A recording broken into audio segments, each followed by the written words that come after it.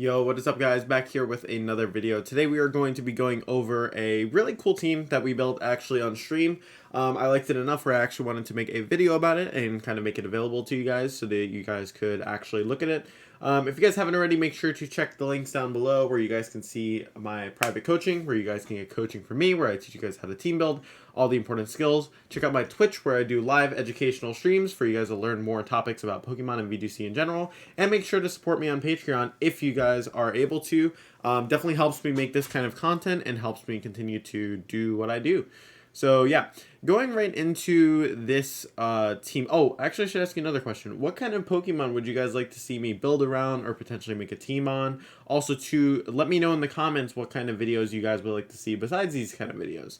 But yeah, so going into this, we're going to be looking at the team. Obviously, you can see that it's a Swampert team. Swampert is a very good mon in some regards. So it's able to use its sizable bulk to be able to click you on pretty consistently. Through leftovers and grassy terrain, it's able to heal itself up pretty well. Its access to flip turn is probably one of its best assets. The ability to swap is really good here. Especially because when you're swapping with Swampert, you're able to get in stuff like Incineroar. You can cycle your Incineroar and Swampert in and out. You can utilize the Clefairy to obviously give the Swampert an even bigger defensive boost with like Friend Guard. And then you're able to just yawn comfortably in front of self without the concern of dying. So basically the main idea of this team is it was kind of built around the Clefairy, Swampert, Rillaboom, and Incineroar core with Spectre and Zapdos running it out, rounding it out.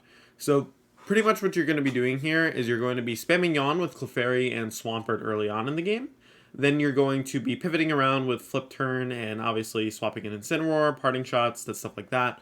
And you're going to be getting one of your sweepers into position. So that's going to go into why we have Swords Dance Rillaboom here. You're going to see that typically we utilize Spectre, Rillaboom, and Zapdos. And basically, individually, they all are very good sweepers, and they pair really well with Clefairy, especially with Helping Hand. So the idea with this team is to kind of force your opponent's offense really early, then pivot into one of your sweepers and utilize that to win the game.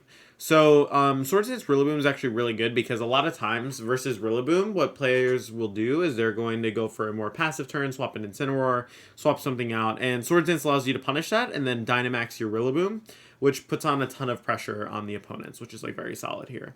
So that's definitely something you want to be doing. And that's the reason why the Rillaboom is good here. So pretty much the main idea with this team is to use Clefairy to kind of boost up the sweeper's damage, use Swampert and Incineroar to wear down opposing offense, and also yawn them and like Parting Shot their Dynamax, and then get yourself in a position to sweep. So going into the actual sweepers themselves, Spectre, obviously very good offensive bond. You're able to utilize Spectre or Clefairy as well, which gives you a good Colossal matchup. Also Swampert obviously helps with Colossal. Rillaboom helps you with any bulky waters that might be problematic for you to break, and Zapdos is really good versus strong flying types such as like Moltres, mons like that otherwise would be problematic for this team. So yeah, that's going to be pretty much it on the actual individual team breakdown. Now, if you guys would like to see the rental code, we can get that on screen. So yeah, pretty much as you guys can see, pretty straightforward, same things that you saw there. Here's the rental code if you guys would like to use this team, and we're going to do a couple of games on Showdown to break down this team, play through it, so you guys can kind of see what it's like exactly to play with the team, how you want to utilize it, and how you want to play, how you want to play it in a match. So yeah, we're going to do that. Then we're going to open up Showdown. And we can... There's actually a Series 9 tournament as well. So we'll do that as well. But what we're going to do is we're going to use it for a couple of games so you guys can see how to use it. The reason why I want to use Showdown here instead of ranked battles is primarily because I feel like on Showdown, because the games are a bit faster, you're able to show a variety of matchups a little bit better than you are in other cases, right? Because when you're on ladder, like even though yes, like it might be like in game, so it's a little bit better, you also have the downside of potentially not being able to showcase matches as well. So we're gonna do this, but yeah, I did not mean to do that, so I'm just gonna forfeit from this immediately. But yeah, so you can see that here. As we're playing this team, the main thing that we need to consider is obviously the Lapras as a lead. We want to make sure Lapras isn't putting on too much offense. So this is where our Clefairy Swampert lead comes into play because you can yawn pretty much anything here. And you can flip turn into your Incineroar to intimidate the Landorus or get yourself in a position to max flare into the Ferrothorn. And then utilizing Zapdos late game or utilizing Rillaboom late game is the better strategy. The reason why I like Zapdos a bit better here is because of the presence of Ferrothorn, and there are a lot of flying weak mons here. The obviously main detriment is Raichu, but as long as we can remove that, we should be okay for the rest of the game. So yeah. So you're going to see, obviously, they're leading with the Lapras, and they're leading with the Raichu. So here we should be pretty safe to just go for a double protect. This allows us to scout for any potential max moves, and max moves plus fake out. And we pretty much just stall a turn of their max with the Clefairy and the Swampert. So the main idea here, as I mentioned, is to kind of stall them out, force them to kind of keep playing, safely. You see a Freeze Dry comes out here, it doesn't really matter. So here what we're going to do is we're going to go for a Follow Me, and we're going to go for I'm thinking a Yawn, but I am worried about a potential Max Lightning, although that would be a little weird with Raichu. So we're actually going to go for a Yawn here. As long as we get the Yawn off, it's going to be really good, because what we're going to do is we're going to force the Lapras to swap next turn. So Landers comes in here, that's okay. Unfortunately, we get frozen, which is not the best. We're going to bring in our Instant here, and we're going to go for a Yawn. It's like definitely really unfortunate, but at the same time too, like, that's just Pokemon, so sometimes that stuff will happen. So we're gonna see the Volcarona comes in. The Landers goes for Swords Dance here. We go for a Yawn. So this is where we want to swap in our Clefairy, and we want to just go for a flip turn. This allows us to break a potential Volcarona Sash and get our Instant back in. So yeah, so obviously he's not Lumberry. If he was Lumberry, he would do something. And we're going to see the Protect come out. So kind of a passive turn so far. Nothing's really gotten done. The only benefit we've really seen is just kind of seeing how they're pivoting with like their team. And like what they have to utilize on the team. Let me actually X this out just so we can focus on the full game. So here, unfortunately, we're kind of put in a weird position where we want to Follow Me, right? We could just go for a Moonblast here to chip this. Or we could just go for a flip turn. So let me look back to our turns here. So we never really got to see who went first. Actually, we did see the Lapras go before the Swampert, so we know that the Lapras is faster.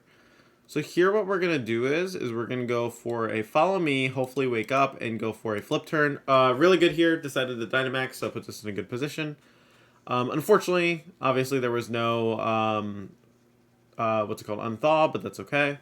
So now we're actually in a pretty decent position because we've flip turned in the Volcarona and gotten some damage into it. Obviously our Clefairy hasn't thawed, but they didn't go for a Freeze Dry and they've utilized their Dynamax. So now we're actually in a decent position to get our Zapdos in here. So obviously a Resonance is probably coming out here, so we're just going to try and waste our Dynamax here and just go for a Protect and swap an Instant. The likelihood of them going for a Geyser into the Zapdos is very low, and you're going to be able to absorb a Ice move, obviously, right into it. So, okay, we're just going to see the Ice move going to Clefairy. Clefairy lives, that's okay. So now, obviously, Water move probably coming out into the Instant. We can just try and Protect here to make sure we live. We're going to swap into our Swampert here. If our Swampert drops, it's okay. We actually want to utilize the Zapdos and the Instant to clean up the rest of this game. So you're going to see this is where it's actually very important to save your Dynamax for late game. So here we're going to go for an Airstream, and we're going to go for a Fake Out, I believe. We could go for an Airstream into the Lapras, actually, just in case it was Paris Song. I actually don't mind that much. Let's see. You could Protect, though. I think a Fake Out here. An Airstream might be okay. Let's see. Or they could Protect. I think we Airstream in the Lapras and we Fake Out into the Lapras because we need to stop a we basically need to stop them from getting like a really crazy like Paris, or not a crazy, but like we need to stop them from getting Paris Song off, which unfortunately we might not be able to do here. And this is where you can see some issues with the team. One thing I want to make sure whenever I'm using a team is to never hide the losses from you guys, because it's very important to see like where the teams can struggle, right? So like if I'm not showing you guys the losses, like you guys won't know where the team can like struggle sometimes. So for example, like if we play a little too passive, it puts us in kind of a poor situation. Obviously, you're going to see the Paris Song come out here, but that's something to keep in mind with this team. This team is something that you don't want to be too passive, because if it's too passive, obviously, then you're not going to be able to deal the offense you want, and you're not going to be able to take certain things out. I think this is a thing with some like content creators, is they don't really like showing their losses, which don't get me wrong, I don't blame them, right? Who wants to show you losing? but it is important to recognize like certain things that were like problematic with the teams, right? So in that situation, maybe we wanted to bring something like Rillaboom because Rillaboom would have let us pressure the opposing Lapras a little bit better, right? And Zapdos wasn't the best choice because of Lightning Round being disruptive, and we weren't able to deal with the Raichu fast enough. So here we're going to be playing versus a double horse team. Pretty much here, Clefairy Instin's a really safe lead. You can go for Snarls. Obviously, if they lead a Lucky, you need to be a little bit cautious, but you have Swampert in the back to pivot into that. For our last slot here, we could go with Spectre or we could go with Rillaboom. I personally prefer Rillaboom because especially if we get a Swords Dance off, we're going to be able to put a lot of pressure on. So, Nasty Plot has the potential coming out here, obviously. So what we're going to do here is we're going to go for a Snarl. And we're going to go for a swap to Swampert. Just because there's a likely that they're not going to max. Yeah, exactly. So they're likely to not max, obviously. So that's kind of why we were doing that. Icy Wind comes out here. Doesn't really do much damage. Doesn't matter. Here what we're going to do is we're going to swap into our Clefairy and go for a Snarl. The Spectre is likely to max here because they don't want to take too much chip on their Spectre before they are removed. So Helping Hand comes out here, obviously. We're going to see the Phantasm actually go into the Instant, which is a little bit surprising because I feel like there you want a Phantasm to Swampert or you want to Quake into the Instant. But I'm not complaining. But yeah, so obviously here they have the pressure of going for a Helping Hand plus Max Quake. So what we're going to do here is we're going to protect and swap into our Swampert. This is going to ensure that we can take the Max Quake and also put ourselves in decent position for next turn. So yep, Phantasm comes out here, perfectly fine. Now what we're going to do, because this is obviously the last turn, the Spectre is in neutral, we're going to go into our Instant here, and we're going to go for a flip turn into the Urshifu. This is going to allow us to break the Sash, and it's going to let us Intimidate in case it decides to go for a close combat. So yep, doesn't matter, he removes Instant, not a bad trade. Now we get in our Rillaboom and our Clefairy. So this is really good because we know that they're probably going to make a passive turn here. So by clicking Follow Me and Swords Dance, we've essentially set ourselves up to kind of just win the rest of the game. Because as soon as we Dynamax this Rillaboom, the Rillaboom is going to be able to sweep through the whole team. And you're going to see where the team really shines on the main like core of this team. So the Rillaboom, Instant, Aurora, Swampert core is like the main like cool part of this team, I think. And like where it's like strengths really show. So here we can just actually go for a clean Grassy Glide. There's no reason to go for anything else. We don't have to utilize our Dynamax yet. We can still save that. And we get a little bit of healing here. So we're going to see the Urshifu come in, obviously. Here we can just go for a Helping Hand and a Grassy Glide. This is just so we can remove the Clef for sure. And you're going to see here, obviously, we still have the option of our Max. So we're just going to go for a G-Max Drum Solo, absolutely obliterate this Urshifu. And now we just win the game. So you guys can see the strengths of this team, obviously, where it shines. This is definitely one of those areas. So that is where like the main core of like the Instant, Swampert, Rillaboom, Clefairy really shines. Yeah, so we're going to go on to our next game. Hopefully this is helpful for you guys as well. The reason why I like breaking down these individual games as well and kind of doing it all in one shot along with the teams is so that you guys get a better understanding of how the team itself is supposed to function. So this is a really good matchup to play versus because obviously Sun is something that's very common in the format and something you want to be able to deal with. So in this case, obviously Venusaur is a huge threat. So you want to lead Incineroar and Zapdos. Incineroar is going to give you the ability to fake out the Venusaur so that there can be no Sleep Powder coming. Zapdos is going to give you the ability to max Airstream. Then you want Clefairy in the back. Clefairy is going to be able to give you Friend Guard in later cases and also help you redirect. It's just very helpful for late game. And then Swampert is really good at dealing with Charizard and with Landorus and with the opposing Torkoal. So it may seem weird bringing it into two grass types, but as long as you use your Zapdos and Incineroar and leverage them enough, you should be able to deal with the grass types, which is really good. So here, obviously, we're going to go see the Charizard and the Indeedee. We know that they're probably going to go for a G-Max Wildfire or a Max Quake here. Because we're careful in Incineroar as well, we know that we can take a Max Quake with Friend Guard. So what we're going to do here is we're going to go for a Snarl here and swap into our Clefairy. This covers for the Max Quake play, and it covers for the G-Max Wildfire play. So we're going to see G-Max Wildfire come out here. Not the worst. And Clefairy lives, which is even better. No reason not to follow me here and play it safe. And as long as we do that, we get another Snarl off, and we get our Zapdos in a really commanding position to kind of just clean up this game. So you're going to see this is where kind of utilizing your bulk to kind of stall the game a little bit and put yourself in a better position is really important. So obviously here we just get a Snarl off. Really good turn.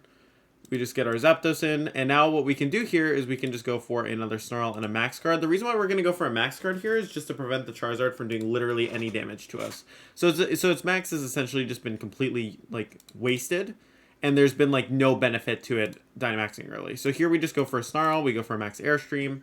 The reason why we're not targeting Indeedee is because obviously it's shown that it's able to protect. Also, there's a potential of the Charizard swapping and the Indeedee protecting as well, so there's no reason not to Max Airstream that slot, because they'll get redirected anyway. So we're going to see Heat Wave does very minimal damage, nothing too concerning there. We're going to go for a Snarl here, which is going to clean up, along with the Max Airstream boost, which is really positive for us. And because they lost their Dynamax, they're in a pretty, precarious position, right? Because if you have your Dynamax, you can at least kind of stand up to the Zapdos, but when you're caught in a position where you can't really, like, stop the Zapdos, then it's going to be very dangerous to deal with. So yeah, we just get the Max Airstream into the Lando here. We're going to go for a Parting Shot into the Lando as well to reduce its damage, which we're obviously outspeed because it's 2 speed boosts on Incin. And then Swampert kind of just is like the icing on the cake for us. Swampert's just really able to clean up this game. It's able to flip turn into this Landorus, and we're able to go for a clean Thunderbolt into the Charizard, which should just remove it and end off the game. Because if they try and swap into their Venusaur here, then they get flip turned, we go back into Incin and we fake them out, right? And then Zapdos is still putting pressure on them. So over here we should be fine. We're going to see the U-turn actually does come out, right? Static does come out as well, which is really positive for us. Kartana is actually the last slot, which means Heat Wave is a pretty viable option here to just clean up the game, along with the fact that we got an Intimidate down, which is going to help us even more. So unless the Kartana is like Sash and like hiding it, we should be 100% okay here to just clean up the game. Okay, so it actually might be Sash. Luckily, the Lando is going to be slower, and it got paralyzed, so that's very solid. But yeah, most Kartana's not running Detect anyways, so shouldn't really be too concerning of a game. But that is pretty much the logic for how we want to use this team. And you guys will see where the Swampert and the Incin really comes into play, right? Like, paired with the Zapdos was really able to put in some serious work. And then utilizing the Clefairy and Swampert as, like, late-game support to just clean up, like, really helped. So we're going to see Sacred Sword come out. Obviously, we live, and we're able to get the KO. So, yeah, hopefully that was pretty straightforward for you guys. I just want to do a few games with the team so that you guys would have the opportunity to, obviously, see the team. Pretty much the main slots that I think maybe can be changed a little bit is the Zapdos or the Spectre. The main core of the team is Incin, Rillaboom, Swampert, and Clefairy. And you guys can kind of mess around with the rest of the team from there. And I'll never say that, like, a team's necessarily perfect. Like, everything can always be improved, right? And that's, like, the good thing about, like, Pokemon and team building. So, definitely let me know how you guys enjoyed this kind of video where we break down the team, and we use the team a little bit as well for you guys to see it. If you guys would like to see more content like this and see these teams being built live, make sure to check me out on Twitch, and make sure to support me on Patreon and all the other stuff, so that, yeah, I mean, it helps you guys, it helps me. So, yeah, thank you guys again for all the support on the videos. I super appreciate it. And I will catch you guys on the next video. Peace.